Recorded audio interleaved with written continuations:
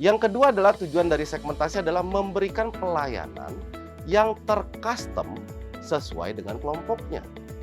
Misalnya, beda wilayah biasanya beda waktu delivery atau pengantaran. Misalnya, let's say apotek Swipers ada di Jakarta Timur. Ketika Swipers ingin mengirimkan ke Jakarta Utara, maka itu perlu waktu untuk deliverynya. Hai Swipers, kembali lagi di Swipreneur, edukasi membangun farmasi. Kalau di part 1 kita sudah bicara tentang smart objective, di part yang kali ini atau part 2 kita akan banyak bicara tentang konsep segmentasi, targeting, dan positioning. Namun sebelum itu jangan lupa untuk subscribe, like, dan share, dan tentunya nyalakan fitur lonceng notifikasi agar Anda dapat mendapatkan konten-konten berikutnya dari kami.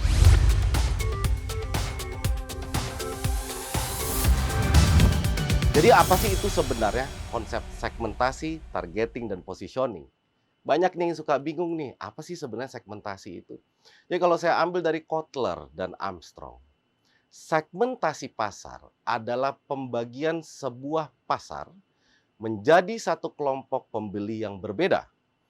Tujuannya untuk membentuk kelompok pasar yang homogen, sehingga di dalam pasar tersebut dapat ditargetkan untuk memasarkan sebuah produk tertentu. Singkatnya begini, Swipers.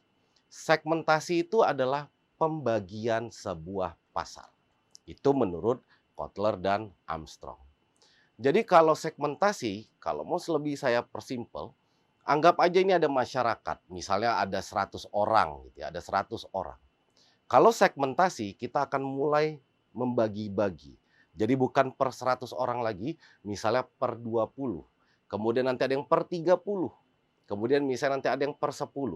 Kita membaginya berdasarkan apa? Nanti ada di slide-slide berikut.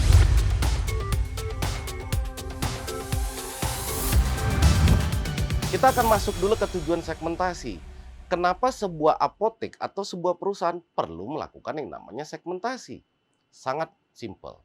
Dengan kita melakukan segmentasi, maka dengan mudah juga kita dapat membedakan pasar.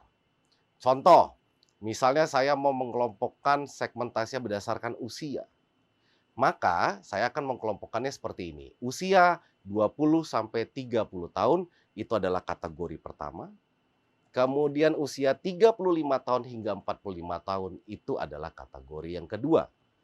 Jadi dengan terpisahnya kategori umur tadi, otomatis strategi kita juga bisa lebih tertarget dan lebih spesifik, lebih terukur, lebih mengena ke konsumen tersebut. Yang kedua adalah tujuan dari segmentasi adalah memberikan pelayanan yang tercustom sesuai dengan kelompoknya. Misalnya, beda wilayah biasanya beda waktu delivery atau pengantaran. Misalnya, let's say apotek Swipers ada di Jakarta Timur. Ketika Swipers ingin mengirimkan ke Jakarta Utara, maka itu perlu waktu untuk deliverynya. Pastinya akan lebih lama sedikit dengan kalau misalnya sama-sama di Jakarta Timur. Jadi balik lagi nih, kita dengan mensegmentasi yang baik dan benar, kita bisa memberikan pelayanan yang tercustom dan sesuai dengan kelompoknya. Yang ketiga adalah strategi pemasaran bisa lebih terarah. Ini yang ketiga, jadi strategi pemasarannya bisa lebih terarah. Contoh, beda wilayah biasanya beda preferensi produk. Beda wilayah biasanya beda preferensi produk. Saya kasih contoh misalnya kalau kita ngomong dunia semen. Ada namanya semen Padang. Semen Padang tuh sangat ngetop banget di daerah Sumatera. Tapi ketika ke Jawa, biasanya semen Padang itu masih kalah dengan semen Gresik. Karena di Jawa itu terkenalnya semen Gresik. Begitu juga dengan semen Gresik. Ketika di Sumatera, agak kurang mantap penjualannya gitu ya. Jadi dengan kita mengelompokkan karena beda wilayah, beda preferensi produk, otomatis segmentasinya juga harus dengan baik dan benar. Yang berikutnya adalah dengan ada segmentasi, kita lebih mudah mengenali kompetitor di segmen yang sama. Dengan adanya segmentasi, kita bisa dengan mudah mengenali kompetitor di segmen yang sama. Contoh nih, let's say kita masuk ke satu segmen. Dengan gampang kita bisa bilang siapa saja kompetitor untuk segmen kelas menengah untuk produk kesehatan.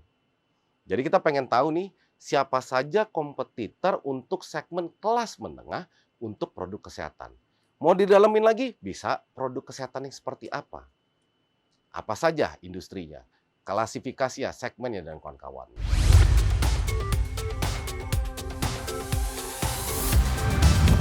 Sekarang kita akan masuk apa saja jenis-jenis dari segmentasi.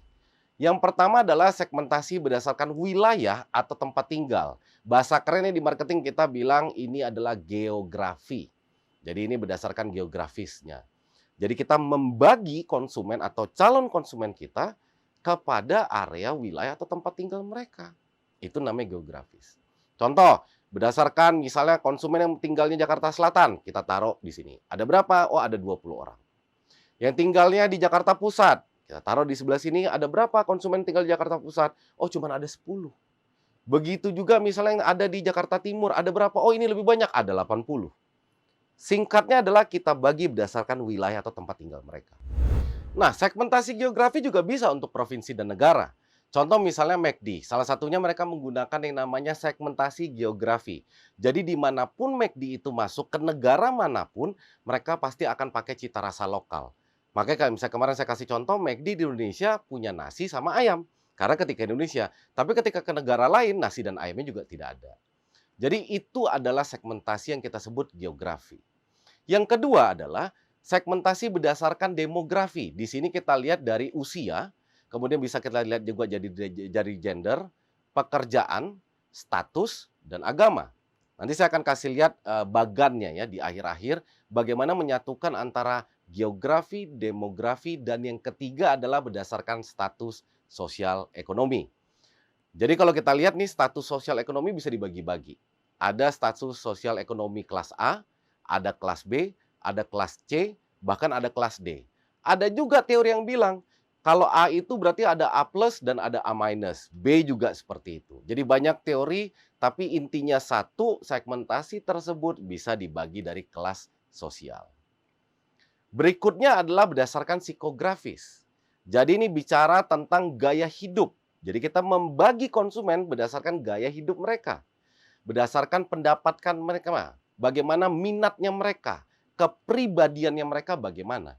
Contoh nih, jasa gym itu ditawarkan kepada segmen yang gaya hidupnya menyukai kesehatan. Kemudian mereka memiliki kepribadian yang terbuka dan menarik, suka tantangan, explorer. Nah, itu adalah contoh untuk yang segmentasi psikografis. Begitu juga dengan mobil SUV. Jadi misalnya mobil SUV itu berarti ditargetkan atau segmentasinya untuk pria yang petualang, tangguh, dan suka tantangan.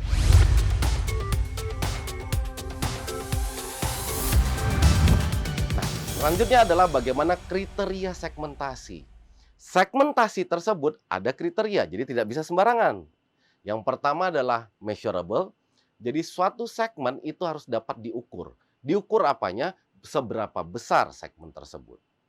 Yang kedua adalah substansial. Apakah segmen ini cukup penting untuk dibagi? Jadi jangan hanya kita membagi atau mengelompokkan, kita harus tanya dulu. Ketika saya membagi berdasarkan usia, usianya perkelipatan 5, penting nggak ya? Akan impactful banget nggak ya? Kalau nggak, jangan. Yang ketiga, accessible.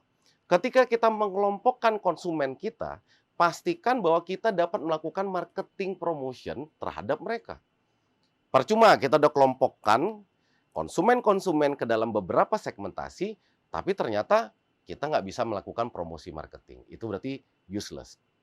Yang berikutnya adalah differentiate. Ketika mengkelompokkan segmentasi tersebut, segmen tersebut harus unik dan berbeda satu sama lainnya.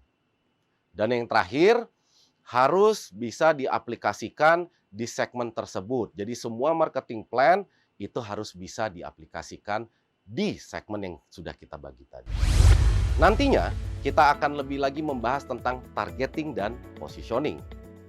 Namun sebelum itu jangan lupa untuk subscribe, like, dan share. Dan jangan lupa juga untuk nyalakan fitur lonceng notifikasinya untuk mendapatkan konten video menarik dari SwapRx Indonesia. Swapreneur, edukasi membangun farmasi. SwipeRx.